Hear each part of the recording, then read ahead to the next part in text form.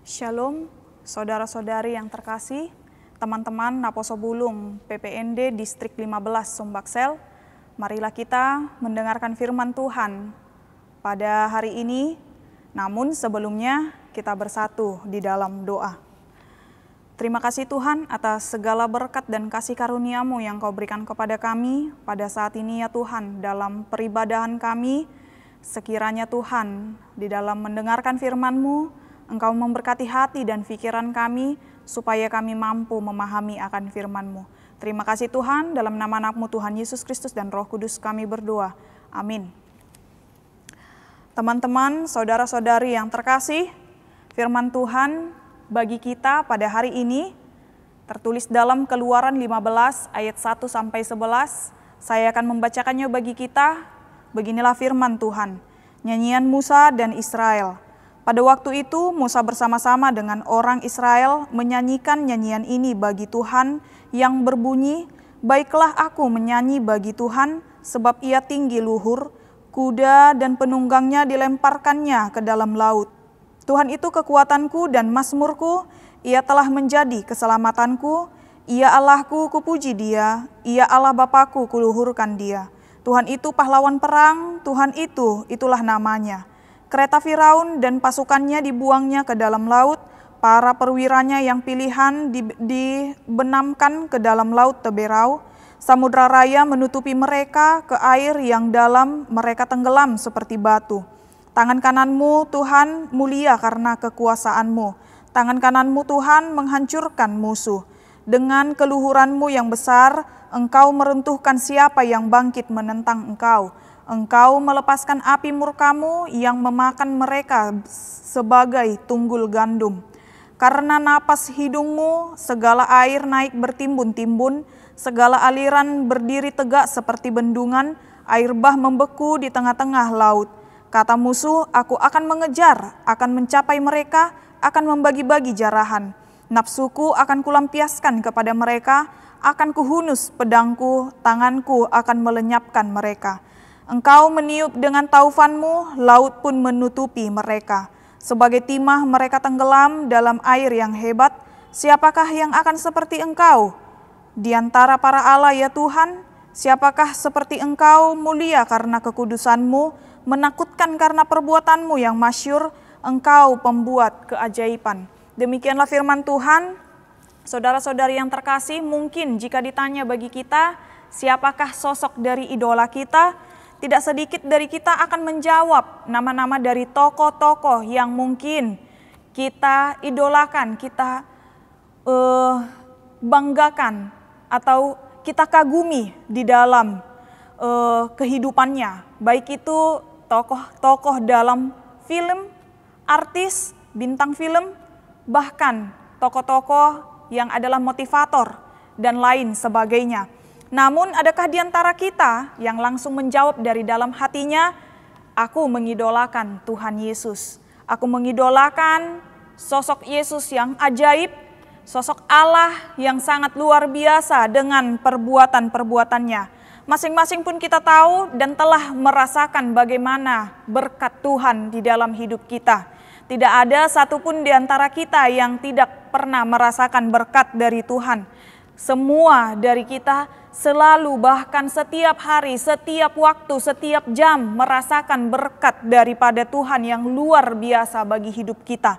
Cinta yang luar biasa, bahkan lebih besar dan lebih kuat daripada cinta yang diberikan oleh manusia yang ada di dunia ini. Tak terhitung nilainya dan selalu membuat kita takjub, selalu membuat kita terpesona.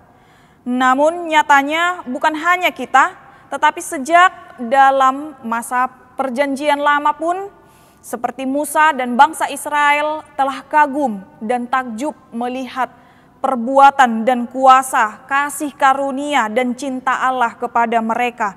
Yaitu seperti dalam renungan kita saat ini memperlihatkan bagaimana besarnya kekaguman mereka, besarnya kekaguman Musa dan bangsa Israel atas perbuatan Tuhan di dalam hidup mereka, menyelamatkan mereka dari segala mara bahaya, dari orang Mesir dan dari pasukan Firaun.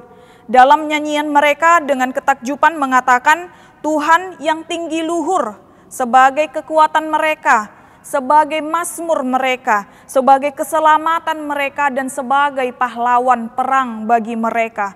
Tak tahu lagi betapa sukacitanya mereka atas bantuan Tuhan pada mereka. Perbuatannya yang luar biasa itu pun seringkali terjadi di luar dari logika kita, di luar dari dugaan kita. Mungkin kita berpikir masalah ini, kesulitan ini tidak akan bisa lagi teratasi, tetapi ternyata perbuatan Tuhan di luar dari dugaan kita. Bangsa Israel pada saat itu dan Musa pun tidak terpikir bahwasannya Allah akan membelah laut supaya mereka bisa berjalan, supaya mereka bisa melalui laut Teberau tersebut dan menghindar dari orang-orang Mesir pada saat itu dan pasukan-pasukan Firaun. Allah memiliki ratusan, bahkan ribuan, bahkan jutaan lebih juga cara untuk menyelamatkan kita. Dan kita pasti seringkali mendapatkan cara Tuhan yang bahkan tidak kita sangka-sangka. Allah membuat roda bangsa Mesir bergerak miring dan sangat berat pada saat mereka mengikuti bangsa Israel yang berjalan dari tengah-tengah laut yang dibelah oleh Musa atas perintah Allah. Sementara mereka pun mengejar dan mengikuti bangsa Israel tersebut di antara belahan laut tersebut. Kemudian Allah juga membalikkan air laut dan menutupi pasukan Firaun. Sehingga mereka tenggelam di dalam air dan terhempas ke kanan dan ke kiri. Bangsa Mesir, orang Mesir dan juga pasukan-pasukan dari Firaun tersebut sangat ketakutan. Dan mereka juga mengakui bahwasannya Tuhan dari bangsa Israel sangat besar. Mereka mengakui bahwasannya itu adalah perbuatan Allah Israel. Saudara-saudari, tangan Tuhan sendiri yang akan menghancurkan musuhmu. Tangan Tuhan sendiri yang akan menghancurkan musuhku, musuh orang-orang yang percaya kepada Tuhan dan juga mereka yang menentang Allah. Mereka yang tidak mengikuti Allah, mereka yang tidak taat kepada Allah, yang berarti ada keselamatan bagi orang-orang yang taat dan setia kepadanya, yang jalan pada jalan kebenaran. Tidak ada Allah lain seperti Allah-Allah yang seperti dalam patung penyembahan dewa-dewa lain. Tidak ada satu-satunya Allah yang bisa menyelamatkan kita, hanyalah Allah yang menciptakan kita. Rayakanlah dan syukuri dalam hidupmu sebab engkau adalah milik Tuhan, orang pilihan Tuhan yang beroleh karunia-Nya. Lalu mengapa engkau masih merasakan ketakutan? Engkau masih merasakan kekhawatiran? Engkau masih merasakan gundah gulana dalam kehidupanmu? Apalagi yang engkau takutkan? Sudah jelas dikatakan Allah itu ada pada kita. Engkau adalah milik Allah dan biarkan Allah hidup di tengah-tengah hatimu. Seberat apapun permasalahan pergumulan yang kita alami, tidaklah harus kita berputus asa. Bukankah Allah yang kita miliki adalah Allah yang memiliki perbuatan yang ajaib? Mungkin kita merasa jalan kita sudah buntu, tetapi Tuhan selalu punya jalan yang tidak terduga. Ternyata jalan itu tidak buntu, masih ada jalan yang dimiliki oleh Tuhan. Ketakutan, kekhawatiran kita, baik itu masalah akademis, masalah pekerjaan, masalah keluarga, masalah teman, masalah jodoh yang tak kunjung datang, masalah patah hati, masalah pergumulan menuju pernikahan, masalah-masalah keuangan, masalah kegagalan yang mungkin kita hadapi. Kita tidak harus putus asa. Kita mungkin merasa tidak ada titik terang sampai-sampai kita lupa kita punya Tuhan yang memiliki keajaiban. Kita punya Tuhan yang sangat hebat. Maka dari itu kita tidak harus putus asa. Kita tidak perlu untuk memahami masalah tersebut. Tetapi yang harus kita lakukan adalah kita memahami cinta Allah kepada kita. Maka Dia akan menyelamatkanmu. Dan jangan marah, jangan mengutuki pergumulan, sebaliknya syukurilah sebab melalui itu kita menyadari bahwasannya cinta Allah dalam diri kita, dan kita juga semakin dekat kepada Tuhan dan menyadari bahwasannya kita benar-benar membutuhkan Allah. Kita membutuhkannya di dalam hidup kita.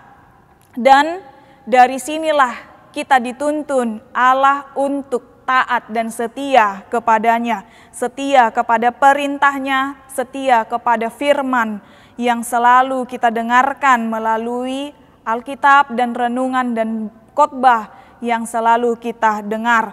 Karena melalui itulah kita bisa menghadapi pergumulan. Jangan menghindari pergumulan, tetapi hadapilah dan meminta bantuan dan kekuatan Allah. Amin, kita berdoa. Terima kasih Tuhan atas firman yang telah Kau berikan kepada kami pada hari ini ya Tuhan.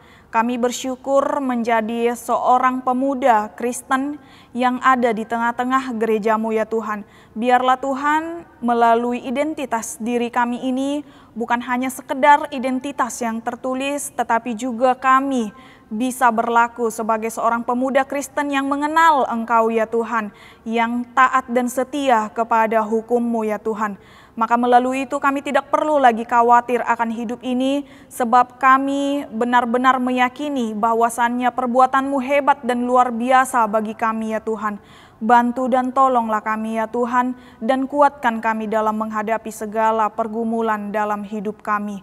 Ampuni kami ya Tuhan atas segala dosa dan kesalahan kami, supaya kami semakin layak disebut sebagai anak-anak Allah. Terima kasih Tuhan, dalam nama anak-Mu Tuhan Yesus Kristus dan Roh Kudus kami berdoa. Amin.